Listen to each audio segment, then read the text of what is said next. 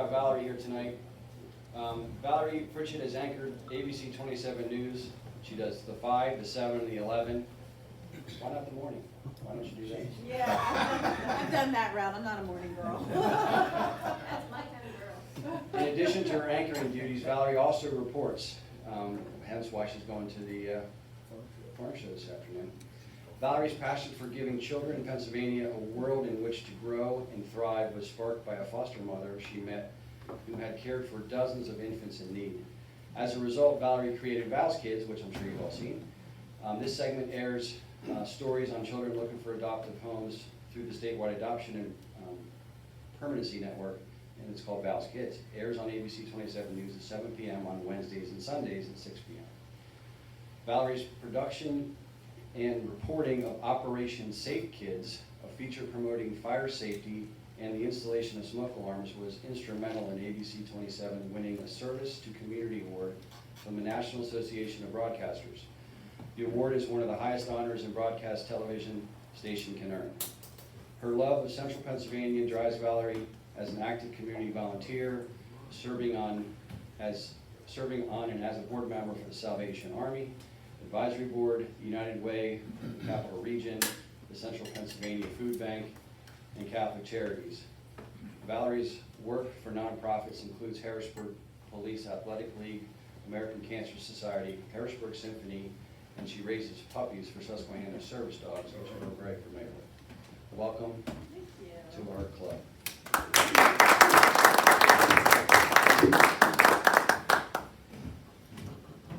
Thank you. It's a pleasure to be here with you this afternoon. Thank you for the wonderful lunch. It was delicious. The brownies. Just if that tray is missing, they went with me to the front show. And I know you're going to be hearing from Brett. I call him Brat because I call him the Brett later. So when he comes home, I use his nickname for him. You'll enjoy his conversation as well. He's quite the character. So just a little bit about how I basically got started. We were talking a little bit at my table. I was an Air Force brat. So I ended up marrying an Army brat. So we kept it in the military family. Pretty much raised at McGuire Fort Dix, which is in New Jersey, South Jersey. Then I ended up going to a high school, and at my high school, they had a television studio. And I wasn't quite sure. I knew I wanted to do something in that realm, but I wasn't quite sure what. And back then they had home ec. Anybody remember home ec? They don't have it anymore. So I had to create a marketing plan for a dish I did, and I did it, and the TV crew came down to record us, and they're like, you should really think about TV. So I said I was thinking about it, but okay, I guess that's what I'll do. So I ended up going to college. I went to Rowan University and Stockton University in New Jersey. Can't take the Jersey out of the girl, but I am now Pennsylvania because I've lived here longer. Ended up getting my first job at a really tiny little TV station called WMGM TV. And if any of you have ever been to the Jersey Shore, they had that disgusting building in Avalon when you cross the bridge. It was like right on the corner. And we spent a couple of years there before they finally moved us to Linwood, which was upscale. I'm going to tell you, that little building was so bad that when I pulled out my lunch and I had a little lunch bag, a mouse ran across it. That's how bad it was. Yeah. So they finally moved us. I stayed there for a little while, worked my way up to anchor. And then one day I got a call, and there was a recruiter. I didn't even put out we called them resume reels. Now everything's so different now. It was taped then, not anymore. It's all like sent it on my YouTube channel, so it's completely different. And he said, would you be interested in coming to Harrisburg? So we have a job interview for you out there. And I said, okay. So I came out, and I remember the first time I came out here, we were driving, two things. We were driving with the news director who I was going to be working for, and she showed me the Susquehanna River. She goes, this is the Susquehanna River, and you can swim. I said, I live in Ocean City, New Jersey, on the beach. But it was definitely a career upchange for us, because even though we're part of the Philadelphia market, we're such a tiny station. I learned a lot there, but you couldn't really compete. And so I needed to come out to this area. And so I ended up getting the job. And then when I left, I was like, what is that? And the cab driver was like, I flew in. She's like, that's 3 Mile Island. I'm like, little when that happened, so I didn't. And I was like, oh yeah, okay. And I still came, and I've loved it ever since. I've been here. I had the opportunity to meet my husband. Our business is very like connected. So he works for a competing station. I won't name who, and he is their FAA certified drone pilot, and he also is their engineer, and he does photojournalism. So a lot of us tend to intermarry. Dennis Owens on my station, married a former reporter. We've had, I mean, I can't even count the number of people who have married within the business. And that's partly because of our crazy schedules. You know, my schedule has been all over the place. I've worked mornings, I've worked dayside, which is my favorite. That was 11:30 to 7:30. And then during the pandemic, I ended up changing schedules. Dennis Owens decided he wanted to spend more time with his kids, which I get. And so they always have a succession plan, and I thought it would be a little bit more farther down the line. However, then I started anchoring the 11 o'clock news. Me being pretty much a people person, thought that was just going to be on lockdown because you come in, usually typical day, I go in at 3 o'clock, and then I anchor from 5 to 6, then 7 to 7:30, and then 11 to 11:30. And I said, I'll do it, but I want to still be able to go out and tell people stories, because that's where, you know, a big chunk of my heart is being able to meet people and greet people. And so that's why I'm at the farm show today. I did joke with Sean, I'm like, I'm going to be a little dressed down. I'm going to be in boots and plaid, because I'm going to be going right there. But a typical day for us can be, for me anyway, is a little bit more balanced, like Dennis's schedule is too. So he's a hybrid as well, so he does more reporting and anchoring. A day can be insane. So some of my favorite stories, we did I was at a pig farm, and one of my first pig farms, where they were like, okay, we need you to like put on boots and booties, and I literally was like this, you know. And so the only thing that was out was like a little part of my jacket, and I was like, I feel something warm. I was holding a piglet, who then urinated on the whole side of my jacket. And then they're like, oh, by the way, you have to go to the governor's residence. Like, right after that, I'm like, fortunately I had to change of clothes, but I'm like, oh boy, oh boy, oh boy. But over the years, I've been so blessed to be a part of South Central Pennsylvania.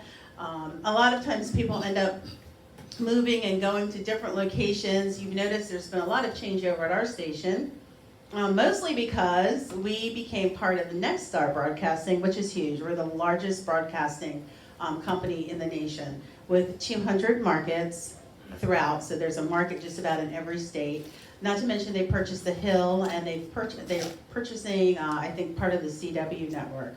I personally told them I had enough siblings that I'm good to go, but they keep purchasing. So, but it does make it easier for our young reporters that come in. They're here maybe about a year or two, and you'll see they'll start to fan out. We're the 40, so market sizes for television are determined by population.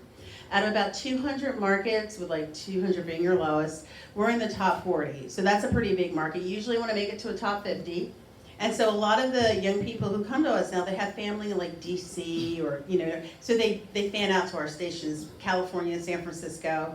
So I do joke with them. I'm like, did you sign a 2-year contract? And they're like, yeah. I said, okay, I'll learn your name. Otherwise, it's really, you're like, reporter who replaced that reporter. But yeah, so that's been a big challenge working with such a big corporation, but it's also a blessing because when we need something, we can pretty much call and get it. I think for me, we were chatting about Val's Kids. Val's Kids is one of my favorite stories to share. In fact, we were just at Farm Show this week sharing the kid's story. It has about a 35 to 40% success rate, and we're getting ready to do an upcoming story on the need for foster care. So if any of you have time and an open heart, kids can always use foster families as well. But we featured a lot of kids. One of the first children I featured, his, it was the police chief in Shippensburg. And he called me up, he goes, you know, I never really watched the news. I'm like, well, thanks, chief. Because I was working weekends and Sundays. And that's when Val's Kids would air. And he said, I saw this kid, his name was Warren, 16 years old, and he said, I knew that was my kid. So he was one of the first kids, and Warren's doing well. He had ended up getting married, has a family of his own, and is thriving. And I do get calls back, or I'll get emails back from some of the kids that tell me how they're doing. And it's such a blessing to be part of that chain, because it's a huge chain that tries to move these children from the foster care system to families, and then families love to self-sufficiency. So that's one of my favorite things to do. And I think for me, I do a lot of community service work, and that was just instilled in me from my family. Of course, my mother was a teacher, and my father was in the Air Force. And when I was about 18, I became a volunteer emergency medical technician when I was in school, and then I would do volunteer runs. And I also became a water safety instructor, and that was beneficial because when I went to my university, I was the first student adjunct faculty because I could teach their swimming courses, lifeguarding, and I also was able to go with the team because I was an EMT. So I didn't get much of my like spring breaks off or summer, winter breaks because you're back with the teams, but it was a blessing because I was also getting paid, so that was a twofer. And I had a nice room.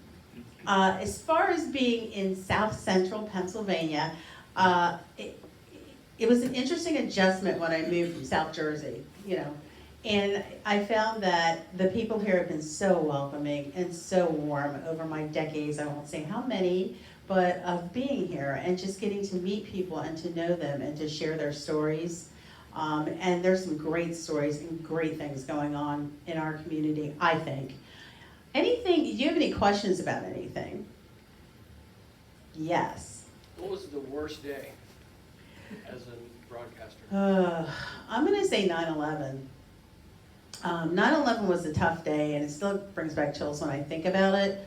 I remember sitting in my home, and I was watching the news was on, and my husband we were getting ready, and I said, a plane just went into the building. I said, and they were saying a small plane. I said, but that didn't look small to me when I saw it. So I was still getting ready, and at the time, my parents were still near the base, Army base, and then I saw the second one, and I knew something wasn't right. And we got everything ready. Then everything started coming in. Back then, I think we still had pagers. Remember those? And I think we still started getting the beeps. I'm like, And I remember leaving my house that day and thinking, will I see it again? I think that's the first time in my generation that there was something that I could remember that was just that tragic. And then we got to the station. We were scheduled to go to a fire department because at that time, everything was quiet. That's the first time in my life I'd heard the skies quiet. Like no planes, no. And then obviously subsequently seeing all the other buildings get hit. And then I vividly remember just the overwhelming sadness of having to do the news, just overwhelming, and the tears, because you have to hold it together. But it was just so tragic to see our great country attacked in such a way that getting through those newscasts, and we didn't smile for months. It was months. So it was just, not only, for some people you get to go home and get a little break, but for us it's constant. News for us is not only a job, but it's your life. So it's 24/7. And I remember the day when, it was months later, and we had a discussion, a meeting, and we said we have to start smiling again. We really have to move forward. So I think that one is the one that sticks out to me the most. Would you be willing to go through the typical process it takes for you to be ready to anchor at 5 o'clock? Yeah, it's a crazy one. So we do have producers that are helping to write the stories, and then we come in and write. So for me, I get in about 3 o'clock, but a lot of times too, I'm out doing events or stories before I get in. Today will be a little bit easier day because I won't have to prepare to look at all the shows. So the whole hour show, and then I have a little bit of a break, and then the half-hour show solo, and then the half-hour show with Alicia. So a typical day, you would come in, laptop, so I can access it from anywhere I am. So I have my laptop in the truck. If I had to, I could open it up right now and start looking at the show. So it's a matter of looking at all the shows, double checking, trying to double check and triple check information. We do have a lot of checks and balances, and then going through that. Now, meanwhile, for me, I work on a lot of different other projects, so for corporate. So I'm actually in the process of doing 3 other corporate projects. At the same time, I'm doing the day-to-day stuff. And so it's looking through your scripts, and then I get off at 6. Unless I have to anchor the 6 if Dennis isn't there, so then I'll have a half hour. So I don't even leave the set, I just stay there. Maybe a potty break if I get a chance. And then I start anchoring from 7 to 7:30. Now the good thing is for me, I get a break in between 7:30, and then I really don't have to focus back in until about 9. So I have that time, and during that time, I generally run home. My husband just had a knee replacement.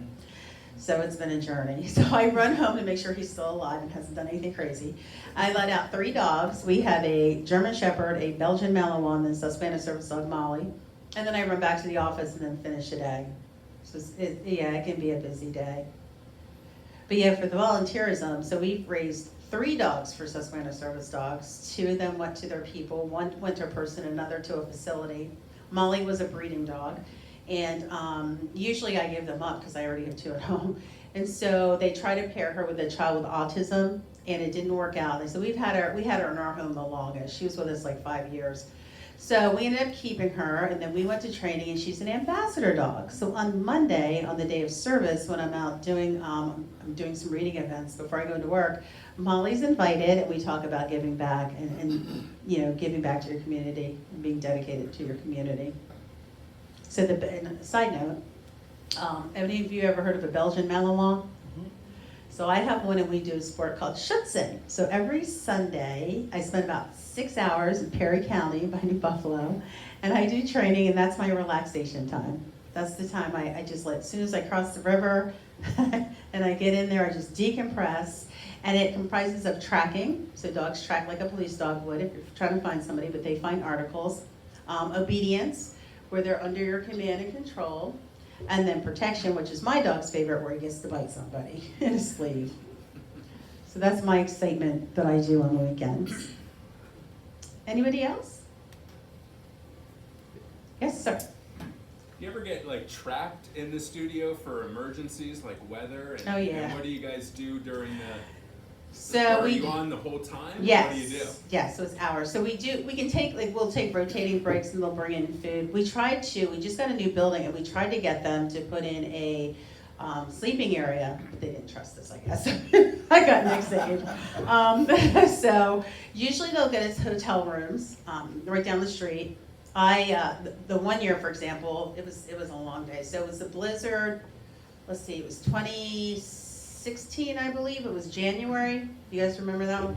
And so I just got my Belgian Malinois, brand new puppy, and I didn't have a chance to get him back to the breeder to hang on to him.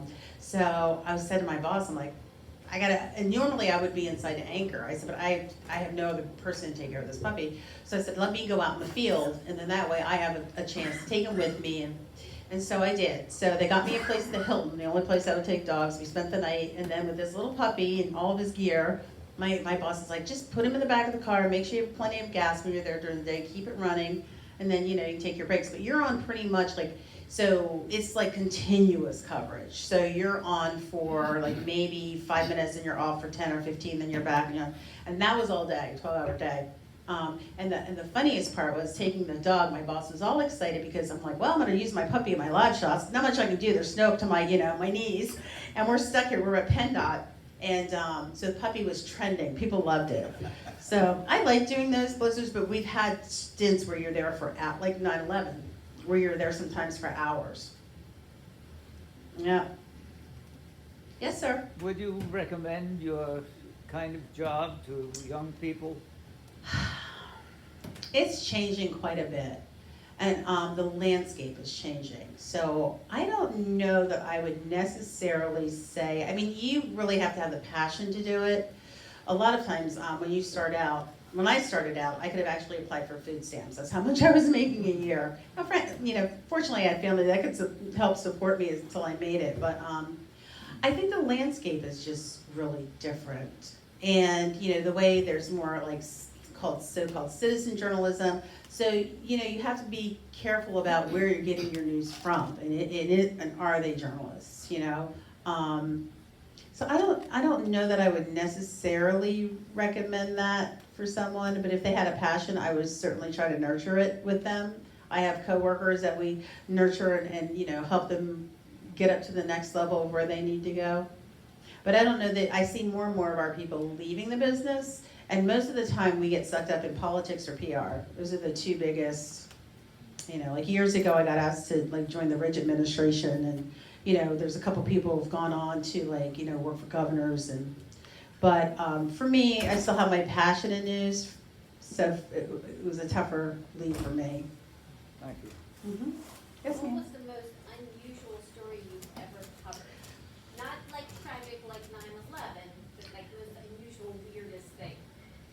I don't know if there's so much like weird, well, sometimes you get some weird ones, but I think, I would think the ones that stand out to me the most, too, a couple of them. One was when a bear was at a Swadera Township school, and we did a whole story chasing this bear around. And the woman, she was perfect, so there were guys working on her roof, and the roofer, we got an interview, he's like, I saw the bear run right by. You know, they're so descriptive. And then the one woman lived there, she said, it ran by the school, and I called my boyfriend, his name is Bear, and I'm like, Bear, there's a bear! You know, so it's some stuff that still sticks out to me.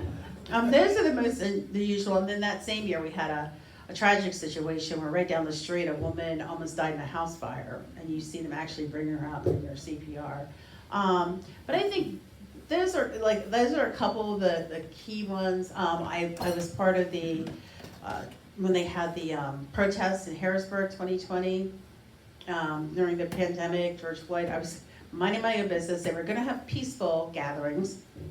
And so I said to my husband, I think I want to go to the Broad Street Market. Let's just take a trip down there. So he's like, all right, so we're going down, and all of a sudden I just see like a crowd of people walking down one of the streets. I'm like, oh, this can't be good. And it seemed like it was more of an outside group that came in to the area, because the people I reported to, they said we didn't even recognize half the people that were there. And then I just remember seeing somebody like breaking the window of a Capitol Police car, and you know, a guy drove through the crowd, and they're like, get his license plate, and I'm like, well, you were throwing bricks at his window. He didn't really have much of a choice when you're trying to break into his car. And that was just I just remember being behind the line, so I ended up being behind the police line at Harrisburg Police, where they all came up and you know, like protesting and throwing bottles, which I'm trying to dodge. And so those are some of the more poignant memories that I have. But you know, the good really far outweighs the bad. The good far outweighs the bad. There's so much good in this community. Yes? So you see on YouTube, you see all these news anchor blurb videos. Oh, yeah. Bloopers? They're hilarious. Do you have one? We do have tapes. They're sequestered somewhere. But we do have them. Usually at the Christmas party, back in the day, they would bring them out, and they were hilarious. So yeah, we've had some. We do have quite a few bloopers where sometimes you just can't stop laughing. Or like I'll do a story when Dennis and I going to the 7 before I did it separately. He would like start laughing, and I keep nails just a little longer so I can do this to keep me from laughing. Because he'll say something, and it's literally right before we're going back on. And so sometimes they catch that, and you'll have like beepers, or like in a break, like we'll be singing to music, dancing, and then they're like 3, 2, 1, and we're like right back up talking. So yeah, we do have a ton of bloopers. Like there was a couple of me, like I fell in a snowbank one time, and I think I was interviewing, doing Farm Show, and went to sit down and fell off a snowbale. So the only thing you see is like my microphone in there and me laughing with this, I think it was a sheep trying to like eat my shirt. So we do have some fun with the blooper reels, but they're archived somewhere. Yes, sir. So you're a very up person, which is nice. Thank But you. I'm sure there's days where all the news is doom and gloom. What do you do to keep yourself up when you have a day like that? Yeah, I mean, we all have days like that. Sometimes it's just, you know, you're reading the stories. The first half, I always tell my friends, like, they'll say, oh, my kids are watching. I'm like, oh, please don't let them watch the first 12 minutes of the newscast. And if we have guests that come in, like Cub Scout groups or whatever, we'd send them out, we take them on the tour and then bring them in after. So yeah, there are those tough days. I think for me, it's faith, you know. I figure, you know, I work through all the challenges, especially with my husband being in the business, so we can always work through those challenges together, like, you know, mentally, just with what you see and what you have to deal with, and some of the stories that you have to report and hear. But I think for me, it's faith. I just have faith. I always say God puts me where he wants me to be when he wants me to be there. When he's time for me to move, I'll move.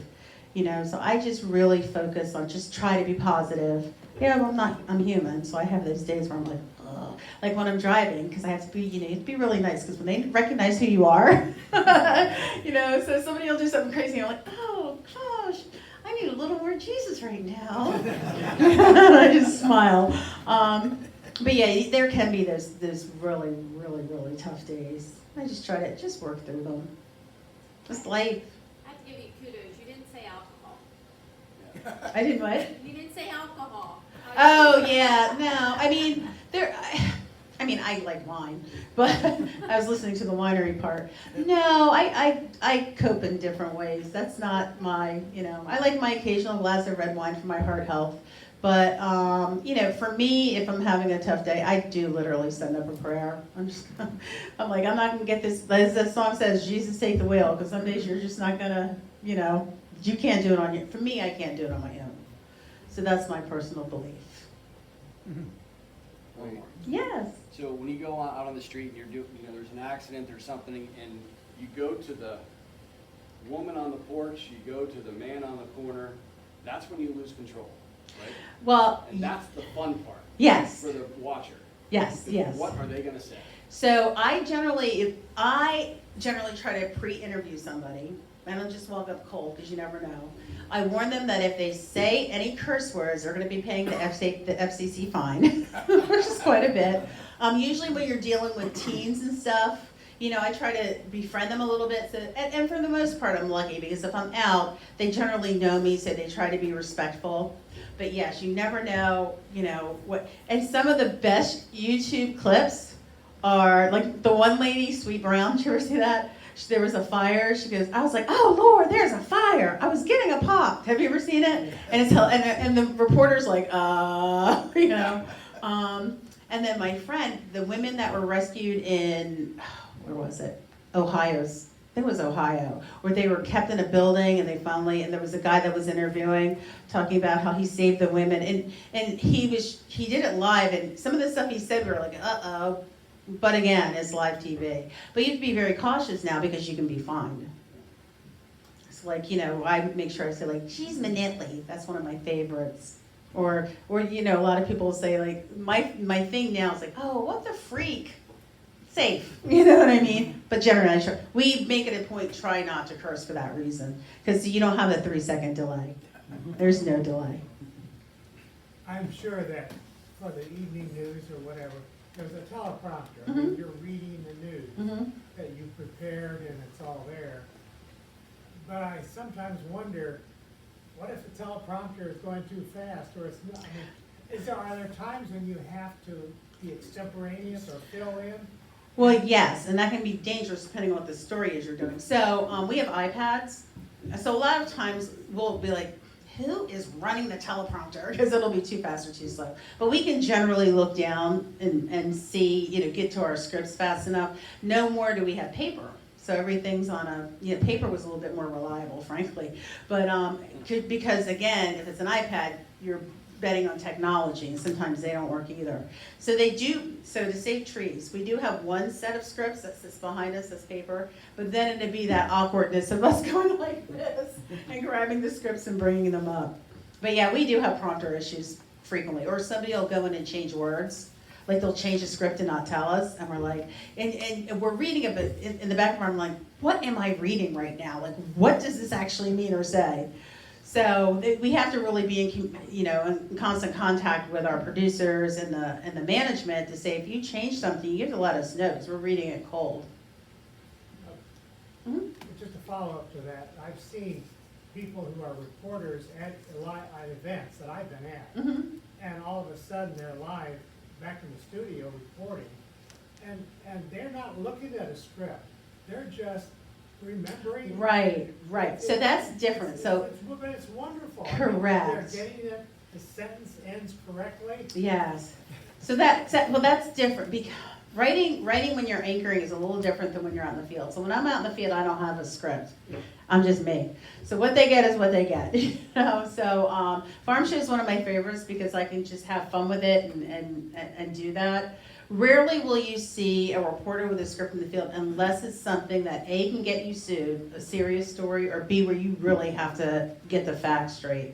But like farm show, really nothing's gonna get you sued.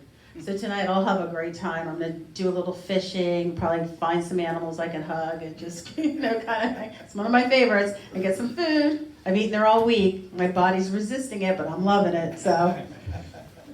Yeah. So when you committed 3, let's assume the subject today is something that makes you uncomfortable. It's on the script. Mm-hmm. Do you have the opportunity to talk about that, to rationalize with someone over what's being said? I'm speaking personally. That Yeah.